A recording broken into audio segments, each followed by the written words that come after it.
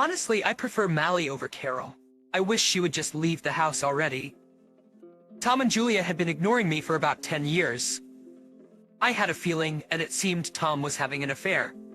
That morning, I couldn't shake off their conversation, feeling frustrated while working.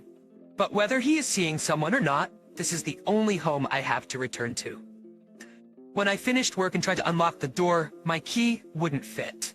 No matter how many times I tried, it wouldn't insert. When I rang the doorbell, there was no sign of anyone coming. Had they locked me out, deeming me unnecessary in the house?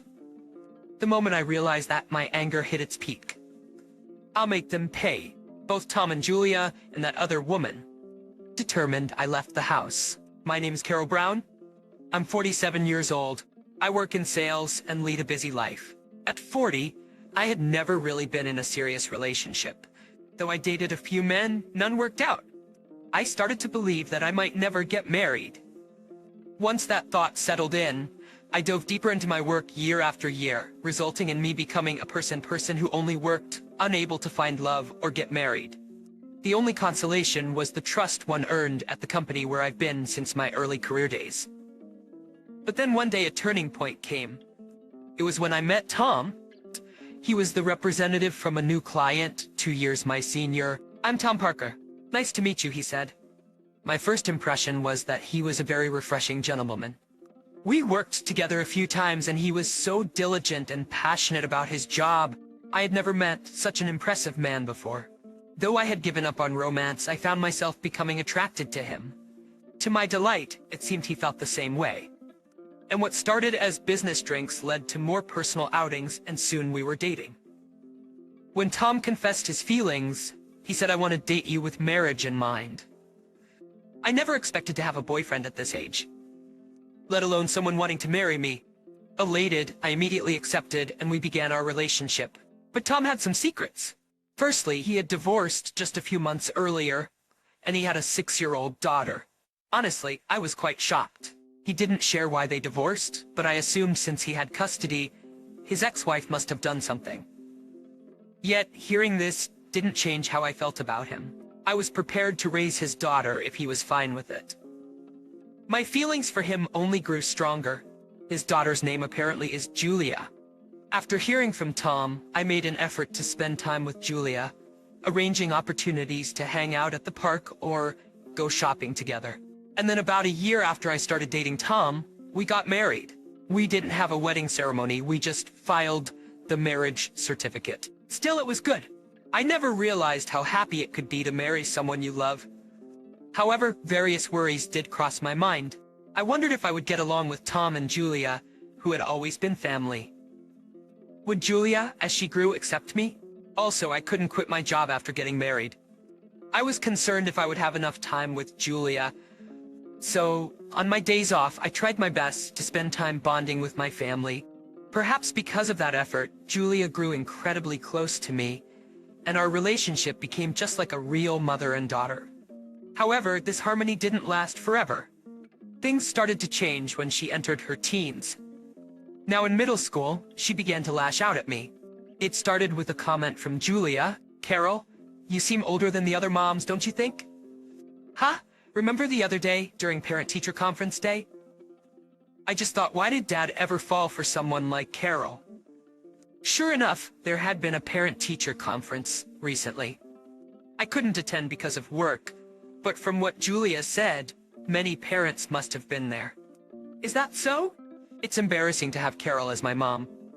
Saying that, Julia went back to her room. Whether she meant harm or not, it stung. Embarrassing, huh? Almost in tears, she mumbled. It might just be a rebellious phase, and I hoped it would pass. However, there was no sign of her comments letting up. "Carol, did your cooking get worse? It's not tasty." "Oh, really? If you don't like it, you can leave it." "Okay, I'm done then." She left the table without cleaning up. Tom was also there, but he didn't say anything. Julie is always like this now. He seemed uninterested, quietly continuing his meal. Well, he must be tired too. Without saying anything further, I cleaned up the dishes Julia left behind. A couple of months later, not only were Julia's comments unchanged, but I also started to hear unbelievable remarks from Tom. While I was cleaning the bathroom, I overheard Tom and Julia talking in the living room. Looking at the young women at work, it's a downer. I wonder why I'm living with an old woman like Carol. That's hilarious. Hearing that was a shock. I had never imagined Tom would have negative feelings about me. He had cherished me when we were dating. When did that change? Was he influenced by Julia? Lost in thought, I unknowingly stopped scrubbing the tub. I thought he was on my side, but I felt betrayed. In this house, it feels like no one cares about me. With that thought, I was completely overwhelmed by despair. Carol, how much longer with the bath? Oh, sigh. Urged by Julia, I started scrubbing again, but my hands were shaking. I gave up cleaning and began to fill the tub. From that day, Tom's attitude toward me changed drastically. He must have been holding back his feelings towards me for a long time. After talking to Julia, I figured he couldn't contain his feelings anymore. Carol, how about losing some weight? It's not a good look for you. Not a good look. Dad's right. I told you before. It's embarrassing having Carol as a mom. How can you? Why do they have to say such things to me? I've poured all my time and love into this family. I realized none of my feelings got through to them, and it felt suffocating. You don't have to say that. What does it bother you? She was laughing hysterically, and Tom didn't stop her. He joined in on the laughter. It became too painful to stay there, so I escaped to the kitchen. Carol, get dinner ready now. If it's as bad as usual, you won't hear the end of it.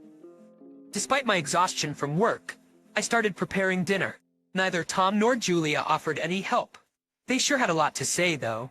While I was doing chores even on weekends, the two of them watched TV and filled the room with their laughter. If you're just watching TV, can you wash the dishes? Why? Why should we? You can do it. We're busy watching TV. As always, neither of them listened to my request. But I said, we're busy. Stop bothering us, Tom glared at me and yelled. Guess it's pointless to ask for help anymore. Defeated, I started tackling the mountain of laundry in front of me. How long will they keep putting me down? Isn't marriage supposed to be more joyful than this? And to think I finally found happiness in my 40s. But their torment didn't stop there. My life took a turn for the worse one day. That day was our wedding anniversary. I've always cherished our anniversaries, so that day I prepared an extravagant meal. Grilled turkey, appetizers, and a cake for dessert. It was like a Christmas or New Year's feast. I didn't cook everything, but seeing the food spread out, Tom and Julia were ecstatic. Maybe I felt this moment was heartwarming because I still had affection for them. This is delicious. Tastes great. Oh, here, this piece of meat is for you. Oh, thanks. Watching them, I couldn't help but smile. But that joy was short-lived. For some reason, from the next day, they began to ignore me. They ignored every question I asked, every comment I made. Watching the two of them chat and laugh without me broke my heart. But I held on to the hope that they would eventually talk to me like before. However, that hope was crushed. The ignoring started when Julia was 15. Before I knew it, she turned 25. It had been 10 years. They still continued to ignore me. When they wanted something, they would just bluntly shout. Food, bath, just shouted out nouns. If I looked their way, they would be leisurely sipping beers in coolers, having a good time. At first I would protest. You can't just talk to me like that. I'm tired too, you know. Can't you do something on your own for once? I used to say such things, but after 10 years, I didn't even feel like saying them anymore. All I did was listen to what the two of them said, and act accordingly. I felt just like a robot. Of course, I thought about divorce many times, but I couldn't take that step. I wanted someone to push me, but there was no one. I spent my days in turmoil all by myself. You know what? That's hilarious. The two of them are still making noise in the living room as usual. At first, it was annoying, but after being ignored for 10 years, I just didn't care anymore. Is this my life forever? That's when something happened that really shook me. It was when I was going back to the living room from my room. I overheard their conversation from a slightly open door. Hey Dad, what's going on with Mally these days? Mally? Well, why are you blushing? Who's Mally?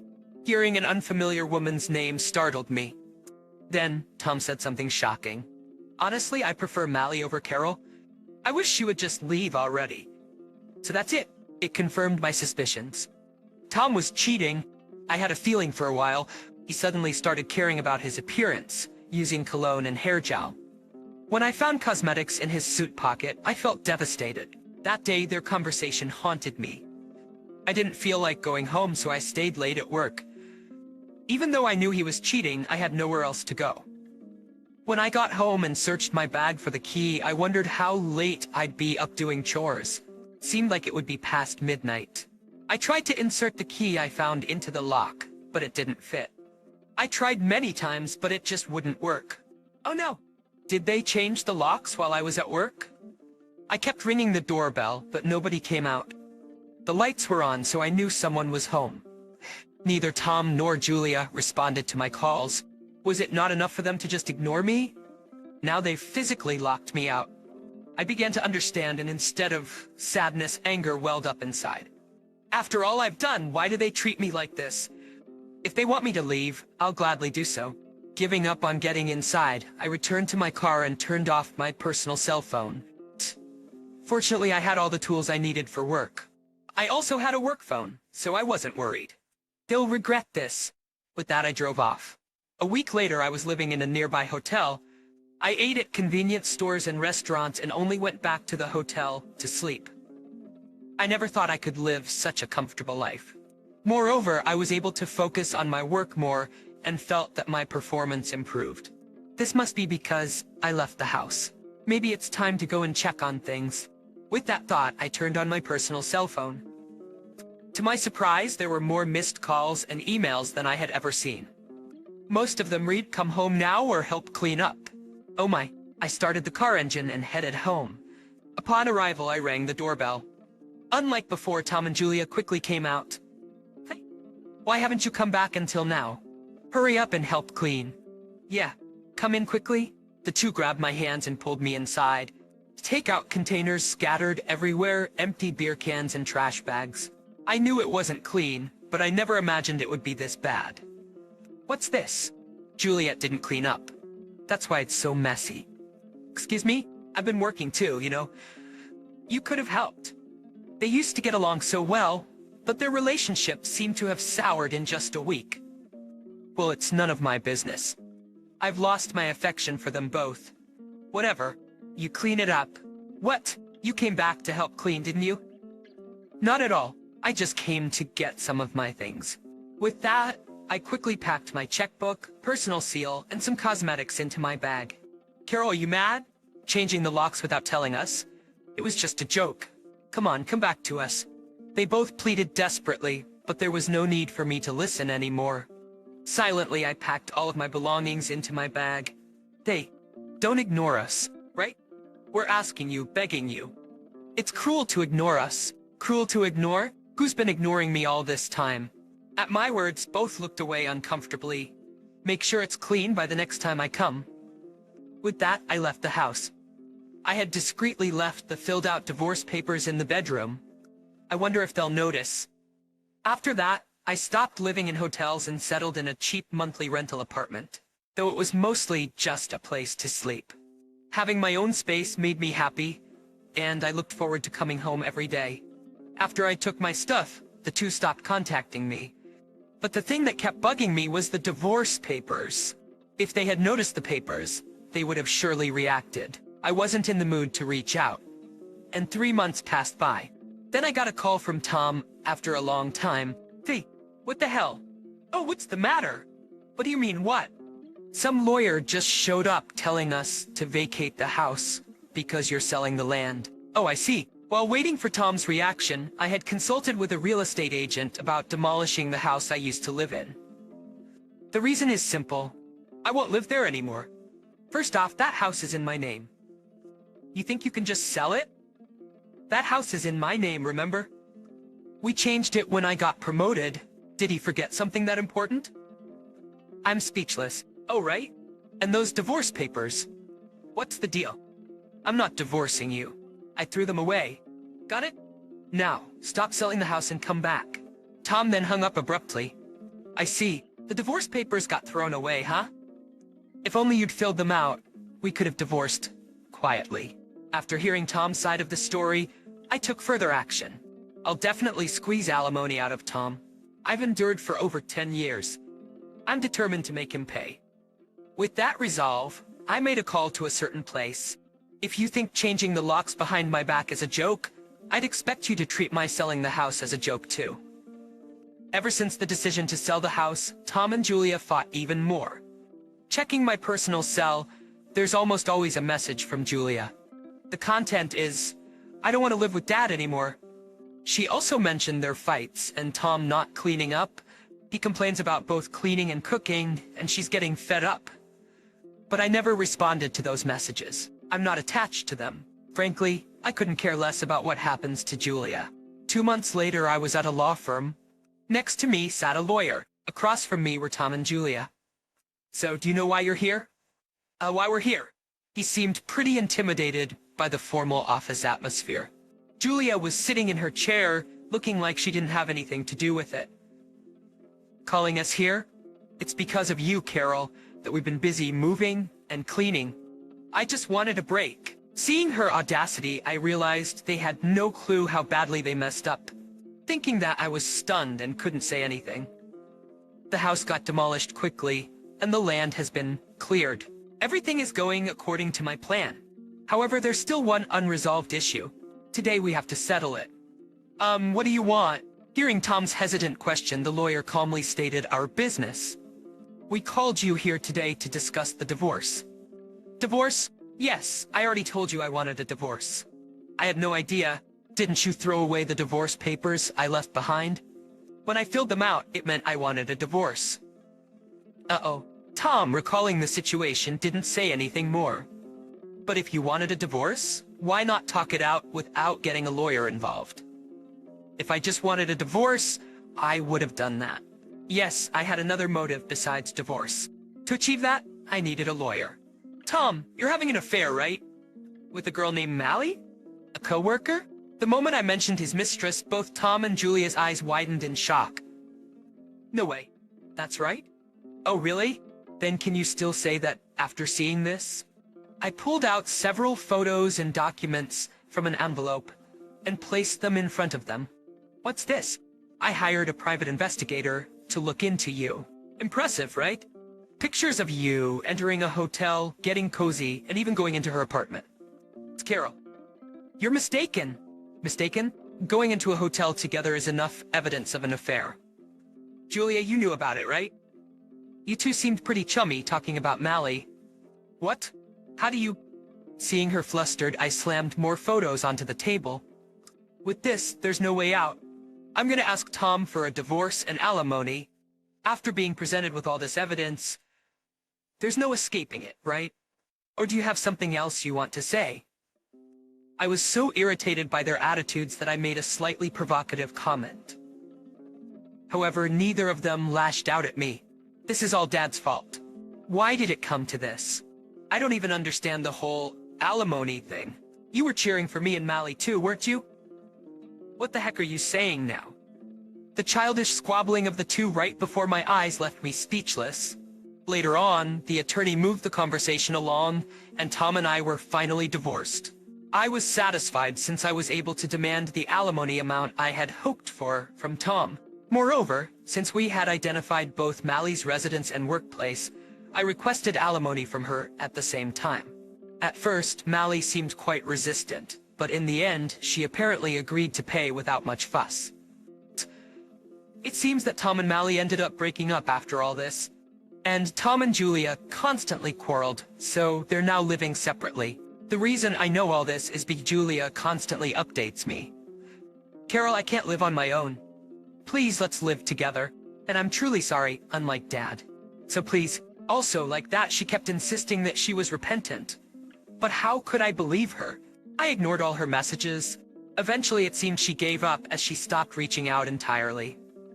As for me, I moved out of my monthly rental apartment and purchased a unit in a brand new building. A beautiful room with all my favorite furnishings. It's like a dream space. Tonight, I dove into my soft bed preparing to sleep. Being able to have time just for myself? How blissful is that? I decided I'd make up for lost time and enjoy my single life to the fullest. Thank you for watching the video all the way to the end. If you resonated with the content, please leave a positive rating and a comment.